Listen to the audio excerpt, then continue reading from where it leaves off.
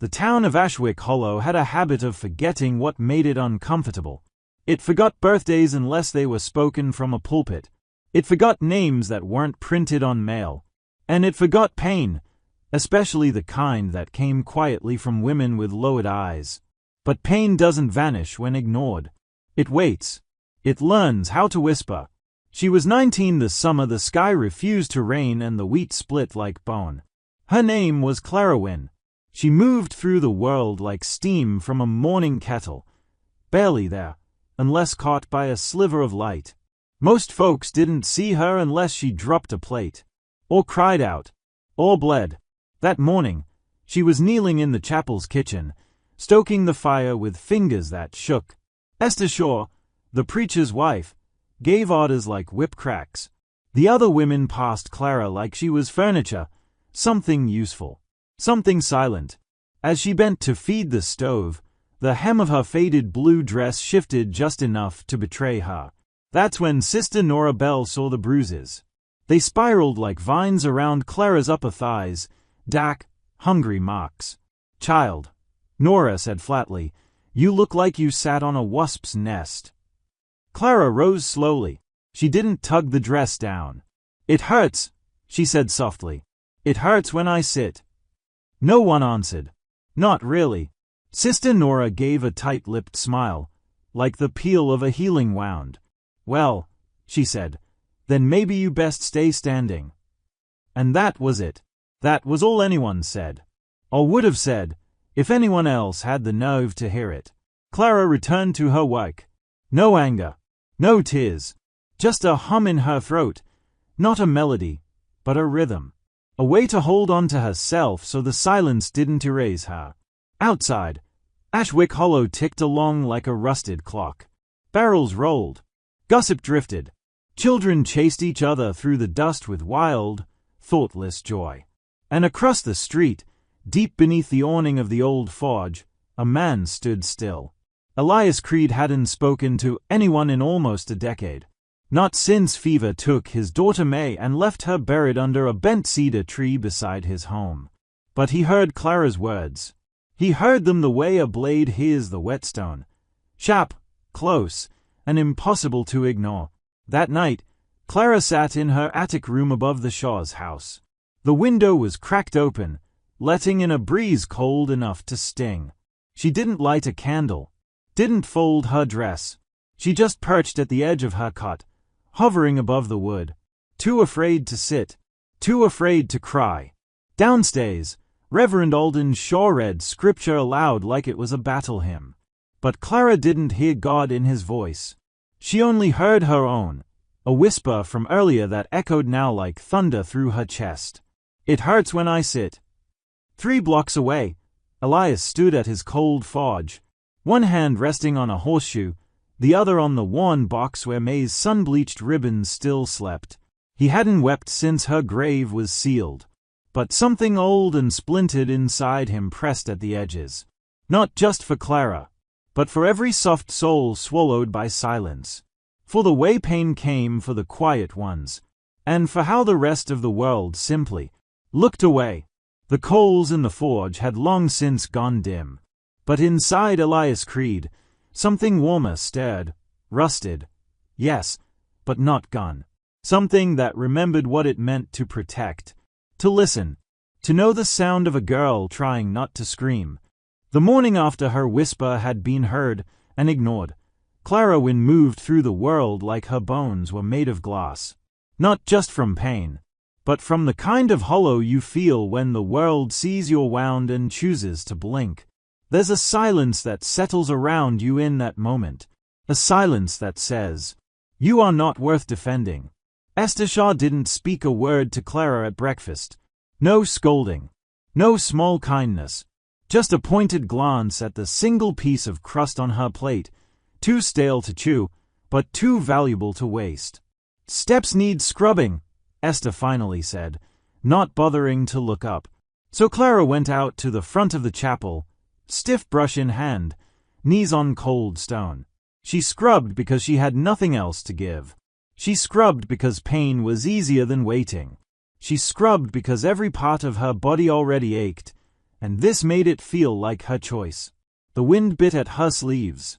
Her knuckles were wrapped in torn linen.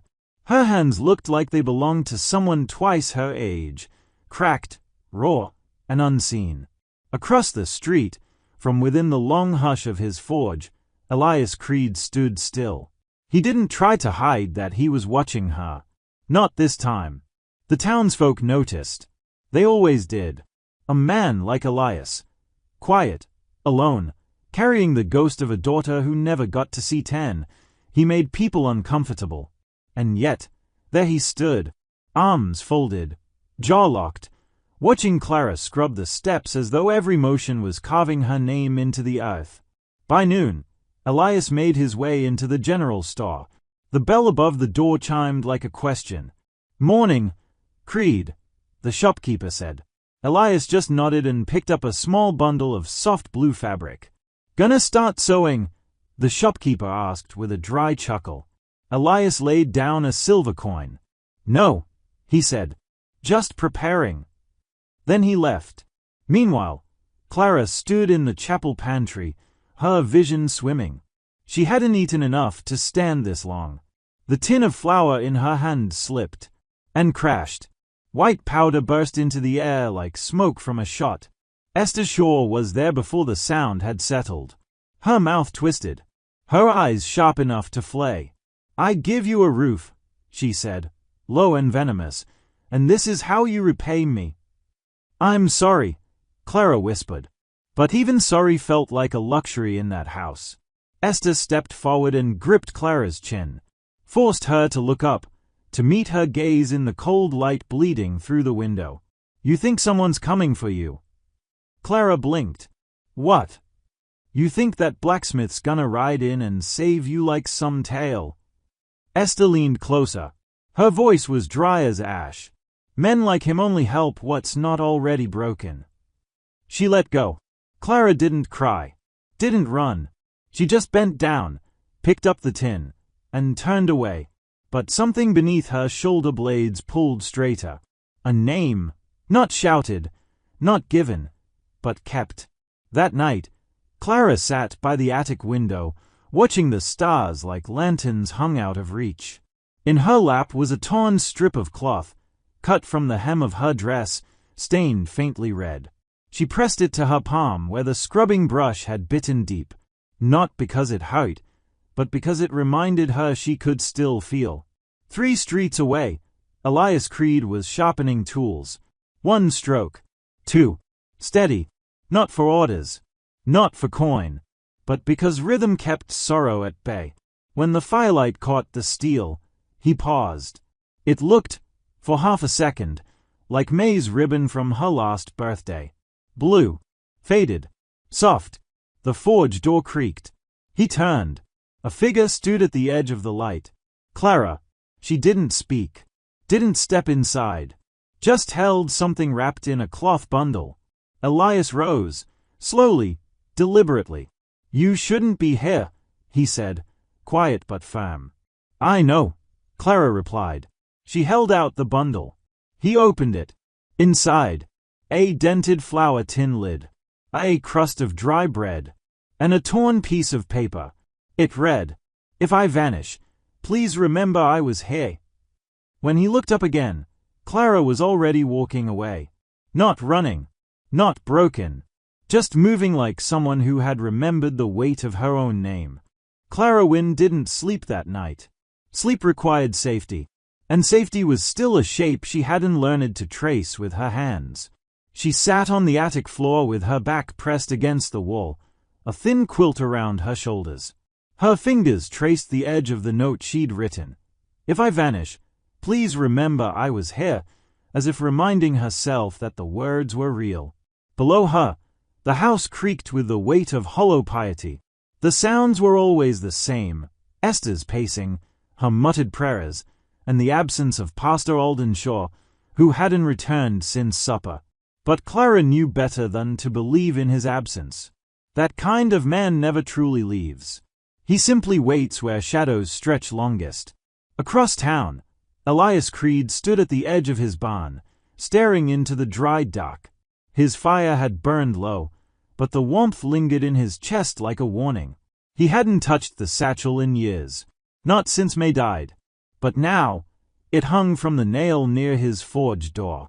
Inside, wrapped in oilcloth, were two things: her favorite hair comb, carved from ashwood, and the wooden horse she'd made him keep just in case she forgot what home looked like. Elias wasn't a man who believed in signs, but he believed in weight. And this, Clara's eyes, Clara's silence, Clara's bundle, carried the same weight May once had before her fever burned away the light behind her eyes. He lit the forge again, not to wake, but to think. Fire didn't lie. It either consumed, or it didn't. At dawn, Clara stood barefoot in the small yard behind the chapel, wringing a wet sheet between her hands. The morning sun had no warmth to offer, just light that exposed more than it healed. Esther Shaw opened the back door with a creak and stepped out, arms folded tight around herself like she was made of iron nails. You think if you keep your mouth shut long enough, someone's gonna come along and guess your secrets. Clara didn't answer. She didn't look away either. Esther stepped closer, her voice low. Let me tell you what girls like you forget. You don't get rescued. You get replaced. Clara's jaw clenched. Then maybe you should have replaced me a long time ago. The slap came fast, hard, not unexpected. But this time, Clara didn't flinch. She stepped back a single pace, wiped her lip with the side of her wrist, and returned to the linens. Esther didn't follow. Inside the chapel, Pastor Shaw stood before the pulpit, adjusting hymnals that hadn't been touched in days. He wore his good coat, even though it wasn't Sunday. He looked into the empty pews as if expecting them to bow. The truth about men like Shaw was this: they believed the silence around them was reverence. They mistook fear for faith. He hadn't seen Clara that morning. He hadn't needed to. Her presence lingered in the chapel like smoke, unseen but suffocating. When the sun began its descent, Elias Creed walked the long road into town. Not on horseback, on foot. He passed the saloon, the general store, the barber. Heads turned. Voices fell quiet.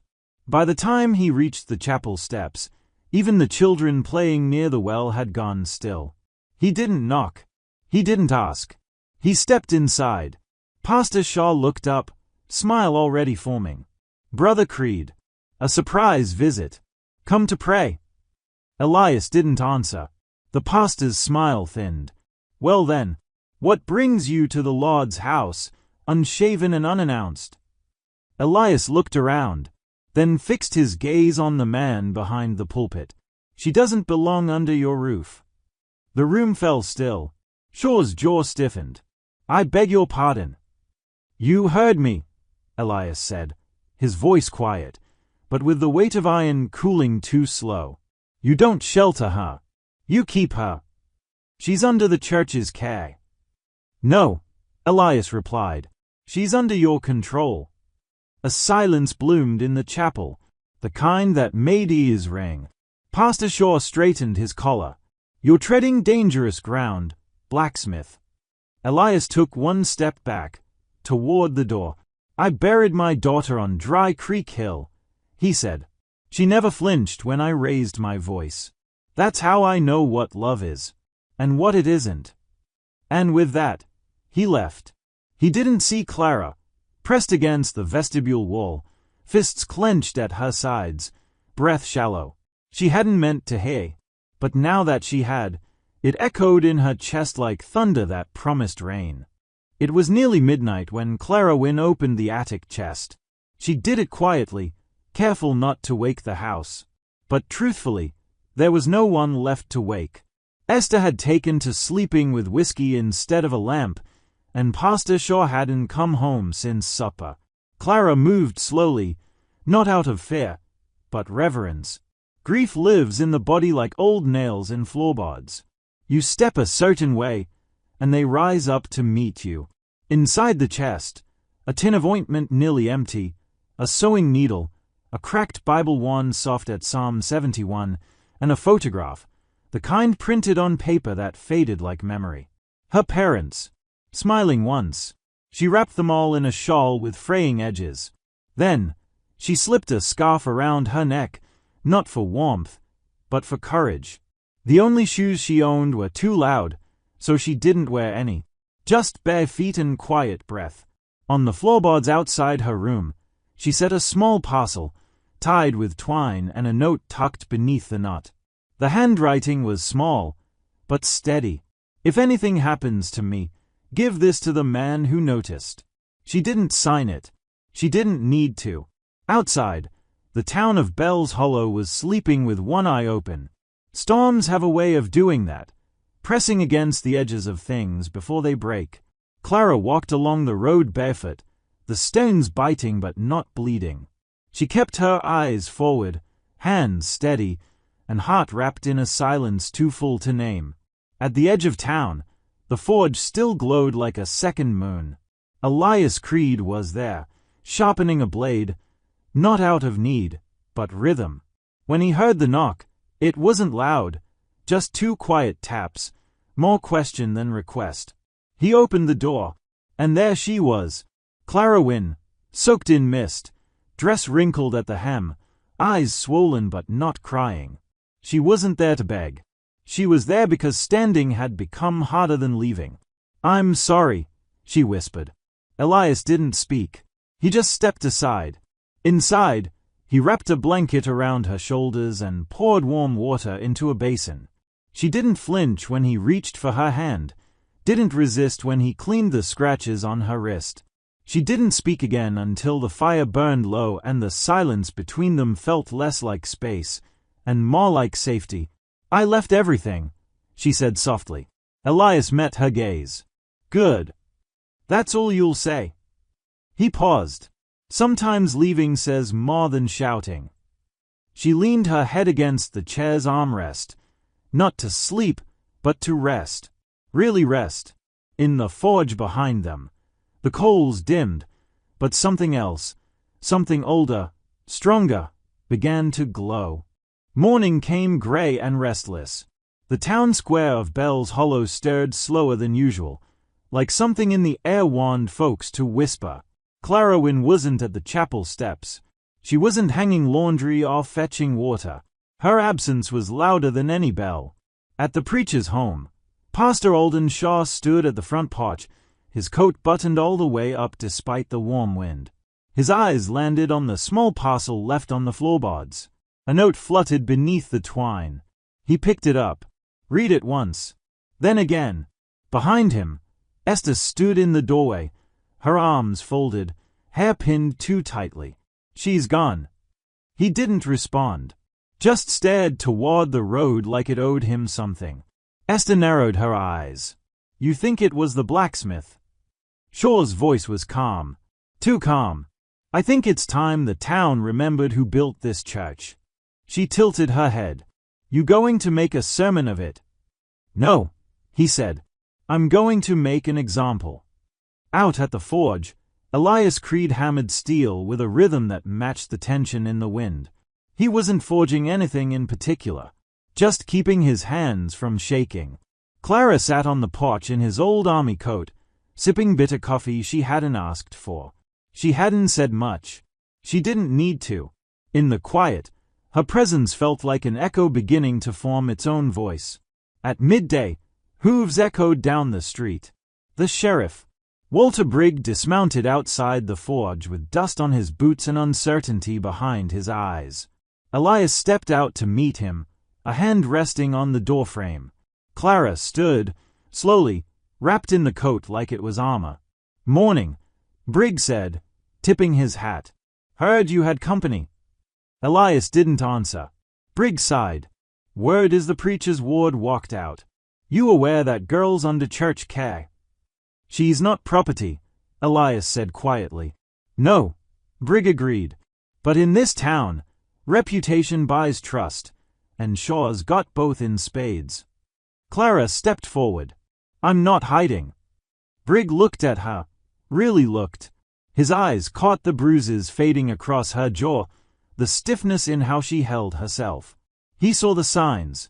The kind lawmen trained themselves not to see. He cleared his throat. Look, I'm not here to drag anyone back. But Shaw won't let this lie. Not quietly. She stays, Elias said. Steady. Brig hesitated. Then be ready, 'cause the storm's already watching. He mounted his horse, gave one last look at Clara, then rode off. Clara didn't watch him go. She looked at Elias. Do you believe me? I believed you before you ever said it.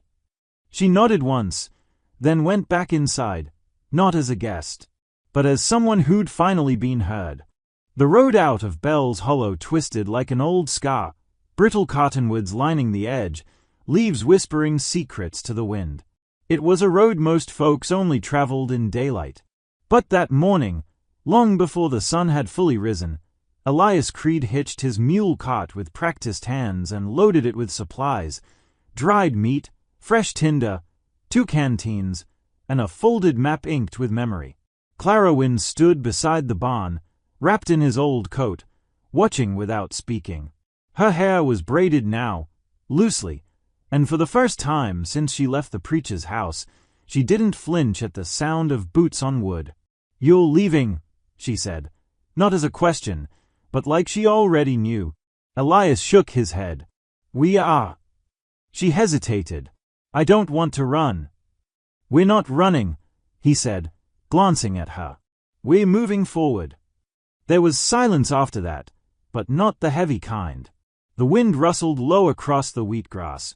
Clara climbed up onto the bench of the cart and sat beside him, careful but calm. Elias handed her a small folded paper. She opened it, a rough map drawn by hand, with a trail marked toward Dry Creek Ridge. Safe house? She asked. No, Elias said, taking the reins. Just space. I've got friends near the canyon. Army folk. Nobody asks questions up there. She nodded and tucked the map inside her coat. Behind them, the town faded into the early morning mist. Windows blinked open. Chores began. But none of the voices called after them. Not because they didn't know, because they didn't want to. Inside the chapel, Reverend Shaw lit a single candle and stood before the pulpit. The small box Clara had left behind now rested atop the altar, its twines still tightly wound. He looked at it as though it were something unholy, something contagious. She was warned, he muttered. Then louder, as if the walls themselves were witnesses. They think they are safe. Esther stood in the doorway, arms crossed, unmoving. Across town, the sheriff paced his office floor, his boot heels echoing like slow thunder. Word was spreading now. Some folks whispered that Clara had gone north. Some said she'd cursed the chapel. Others, mostly women, didn't say anything at all, just stood a little taller, a little quieter. Walter Briggs sat down and stared at the ledger before him. His pen hovered over the page where her name had once been listed as ward of the church. He crossed it out. Far beyond the ridge, Elias and Clara reached a stretch of land nestled between 2 hills, an old homestead, weather-worn and barely standing. The barn sagged to one side, the fence long gone. But it was quiet, and it was far. Elias pulled the cart to a stop and climbed down. It's not much, he said, looking over the place. But it'll do. Clara stepped down beside him. She didn't speak for a moment, just walked to the porch, placed her hand on the worn beam, and let herself breathe. I could fix the shutters, she finally said. Elias nodded. We'll need them before the rains. She looked back at him, her voice almost light. Rains don't come until summer. He watched her for a long moment, planning to stay that long. She didn't answer, but her smile was answer enough. That evening, she unpacked slowly. She didn't have much, just the basics, a needle, a thread spool, 2 slices of bread, and a worn copy of the Psalms. She folded each item carefully, setting them beside a stack of soft cotton, the same fabric he'd bought days ago, now waiting for new purpose. Elias built a fire in the pit outside and sharpened his blade against the dusk. No words passed between them. They didn't need any. Not tonight. Not here. The first night at the homestead passed without sleep. Clara lay on the straw cot, wrapped in Elias's old coat, eyes wide open in the dark. Every creak of the wood, every rustle of the wind, made her pulse tighten. Not because she was afraid of the place, but because silence, after a storm, can feel too much like waiting for the next one. Elias kept to the porch. He didn't speak, didn't ask if she needed anything, just sat with his rifle propped beside him, watching the trees like they might try something. By morning, the shadows softened, and the world felt a little less sharp. They ate quietly, biscuits warmed over fire and strong black coffee that made Clara wince. Elias didn't comment when she sipped and coughed. He just passed her a small tin of honey and watched her stir it in. "You used to be a soldier?" she asked after a while. He nodded. "Long time ago." "Why'd you stop?" "Lost too much." He looked up. "Didn't know how to carry it anymore." Clara nodded, fingers curling around the warm mug. "Yeah," she said. "I get that." Back in Bell's Hollow, the chapel bell rang. But not for service. Pastor Shaw stood on the steps in his finest black coat, voice raised like thunder to a sky that had forgotten how to rain. "My flock," he declared, "we have been tested." He gestured to the box on the altar, now open for all to see.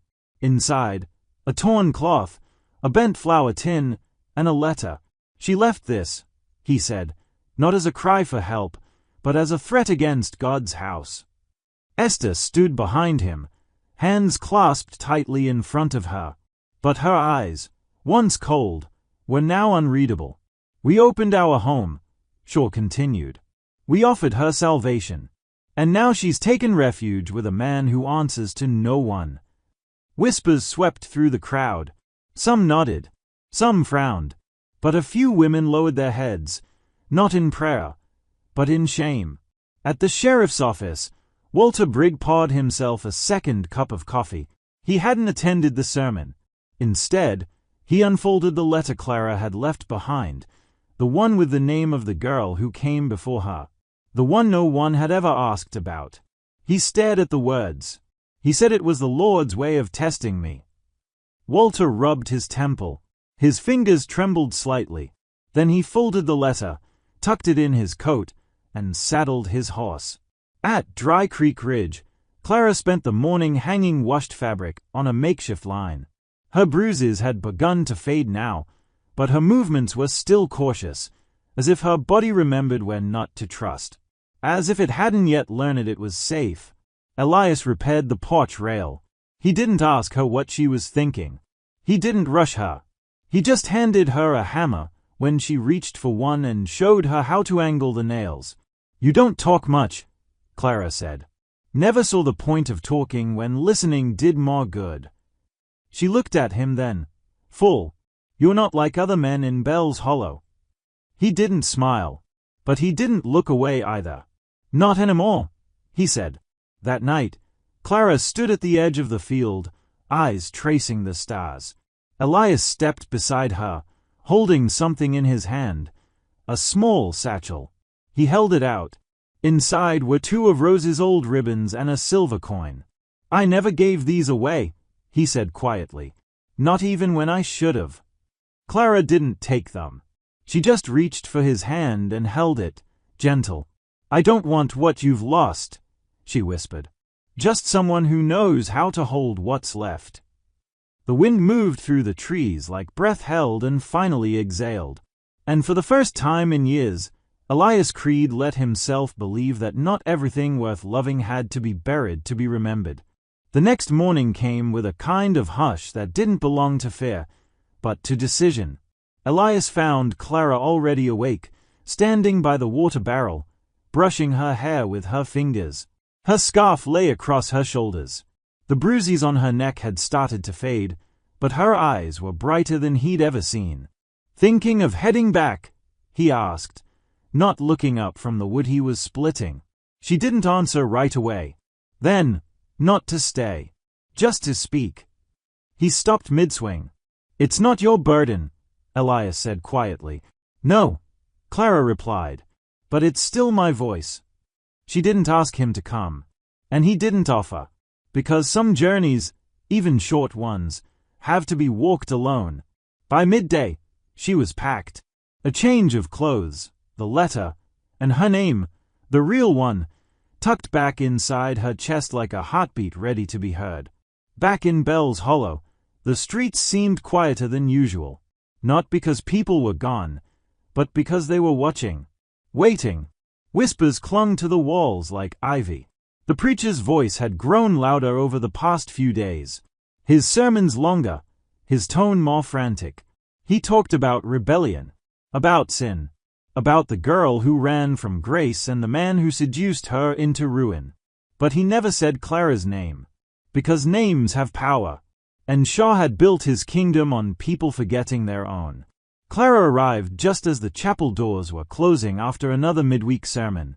Her boots clicked against the stone path like drumbeats in a funeral march. The moment she crossed the threshold, every head turned. Some in surprise, some in dread, a few in something close to hope. Pastor Shaw stood at the altar, his face pale but stiff with practiced calm. "Child," he began, "this is neither the time nor the—" "I'm not your child," Clara said. Her voice was steady, but not loud. "And this is exactly the time." She walked to the front and turned to face the congregation.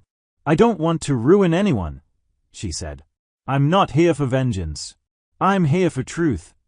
She held up the letter. "This is from a girl who lived in the Coates house before me." A hush so complete followed that even the dust in the air seemed to stop. Clara unfolded the paper and read. "He said God would forgive me if I let him touch me. He said it was the test of Eve. He said not to cry. I prayed. I bled. I was sent away when I stopped pretending it was holy." Gasps. Murmurs. A sharp intake of breath from Sister Deline. Clara lowered the letter. "I said it height," she whispered. "And you all looked away." She scanned the room. "You prayed over my bruises without asking where they came from. You warned me to be grateful when I flinched. You called silence peace." Pastor Shaw stepped forward. "That's enough." Sheriff Briggs stood too, from the back of the room. "No, Pastor, it's not." The crowd turned. He walked slowly down the center aisle, spurs ticking against the floor like a clock counting down. "She's not the only one," he said. "There are others, and I'll be finding them." Shaw's voice trembled. "These are lies. These are wicked, twisted." "No," the sheriff said. "They are testimonies." For a moment, no one moved. Then Sister Deline stood. So did the shopkeeper's wife. And a girl no one recognized, standing near the back, with a scar on her wrist and a face full of quiet ache. Clara stepped down from the pulpit and turned to face Shaw one last time. "I'm not asking for your apology," she said. "I'm reclaiming my place." Then she walked out, head high, shoulders back. The chapel bell did not ring behind her. It had nothing left to say. The sun hung low over the ridge by the time Clara returned to Elias's homestead, her boots caked in red dust, the hem of her dress heavier than when she'd left. But her shoulders, they were lighter. Elias was out by the edge of the fence, mending what wind and time had pulled loose. He saw her long before she spoke and didn't say anything when she finally stopped beside him. He just nodded once, the way men do when they recognize something sacred in the silence. "How did it go?" he asked. Clara thought for a moment. "They heard me." He glanced up, surprise flickering across his weathered face. "Really?" She shook her head softly. "No," she said, "but they listened." There was a difference. One she hadn't known before, one she could live with. Inside, she unpacked her bag, slower this time, like each item now belonged to her and not the ghost she used to serve. She laid the letter down with care. She folded her scarf. Then she opened the wooden chest Elias had made for her at the foot of the bed and placed the bruised tin inside. It no longer felt like evidence. It felt like a chapter that had earned its period. At supper, they ate in quiet, passing cornbread and stew between them without needing to fill the air. The kind of silence born not from fear but from peace. The kind that holds space. Elias set down his spoon. You did something most folks never get the chance to do. Clara raised an eyebrow. You told the truth, while the lie was still warm. She stared at him, unsure if he meant it as praise or warning. I'm not brave, she said. He smiled, slow and tired. No one ever is until they've already done the thing. Outside, the wind shifted. Coyotes called faintly from the canyon rim. Stars were beginning to gather in the ink-black sky. Clara stepped out onto the porch, arms folded tight, not from cold, but from the sensation of standing in a life she'd almost never had. She remembered the attic cot, the raw wood that bit into her spine, the sound of Shaw's voice below, booming about virtue while she bled into silence. Now there was only the creak of the porch and the soft clink of Elias washing dishes behind her. She didn't have a plan for tomorrow, but tonight, that was okay, because healing doesn't arrive all at once. It shows up in pieces. In fresh air, in quiet dinners, in names spoken gently. Later that night, she reached under her pillow and pulled out the brush, the same one with teeth missing, the one she once held like a weapon against her own reflection. She ran it through her hair slowly. This time, not to hide knots or present a cleaner face, but simply because it felt good. And for the first time in years, she caught her own gaze in the dark glass of the window, and didn't look away. It started with a letter, folded neatly, left on the chapel pulpit. The handwriting was small and steady, but the words struck like thunder. If anyone still listens, I was not the first. Please believe her. The next Sunday, Reverend Alden Shaw stood before a half-filled congregation, the sunlight thin and pale through the stained-glass windows. The pews that had once overflowed now sat heavy with unease. A silence thicker than scripture clung to the walls. He cleared his throat, read from Proverbs, spoke of obedience and betrayal, of wolves dressed as sheep, of women who wander. But there was a tremor in his voice now. Outside, the sheriff stood beside a weathered post, arms crossed. He hadn't said a word to Shaw since Clara's testimony, but his presence was louder than any gavel. His badge gleamed like a day. By noon, a murmur had passed through Bell's Hollow, that something was shifting, that the town's quiet ways had met their match in a girl who once whispered, "It hurts when I sit." That whisper had grown teeth. Clara didn't return to town after the testimony, not because she was hiding, but because she didn't need it anymore. The truth, once told, didn't belong to her alone. It had found legs, found mouths, found courage in the quiet women who'd always suspected but never spoken. At the homestead, Elias built a second fence around the herb garden Clara planted, not because of predators, but because he wanted to give what he never could before, safety without a price. Clara painted the windowsills pale blue and left the attic unboarded, sunlight streaming into the rafters where no one had to flinch. One morning, weeks after the church had emptied for good, a wagon rolled up the path to their door. Sister Darlene stepped down, dress plain, eyes tired but kind. "I brought fabric," she said. "And tea." Clara blinked. "Why?" Darlene looked away, voice soft. "Because I believed him when I should have believed you." Clara didn't answer. She just stepped aside and let her in. That afternoon, 2 more women came. Then 1 man. Then a girl Clara didn't know, with a bruise half-healed beneath her collar. They didn't stay long. Some only came to leave letters. Others to ask if she needed help with the garden, or the roof or the well. She never asked for this. But healing, like wildfire, spreads when wind changes. And the wind had changed. One evening, Elias lit a lantern and walked with Clara to the cedar ridge behind the house, the one where he'd planted a cross for Rose all those years ago. He hadn't been up there in a long time. They stood in silence as the light dipped low, the shadows long and soft. "She would have liked you," he said, voice tight in his throat. Clara reached down and placed a small wildflower beside the cross.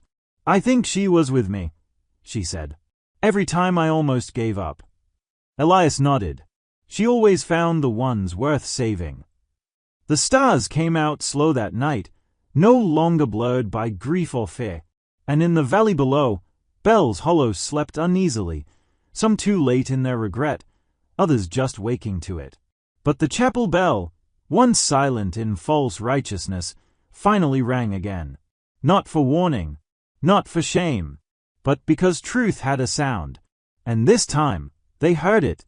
If this story stirred something in you, if you believe in voices long silenced being finally heard, then don't just scroll away.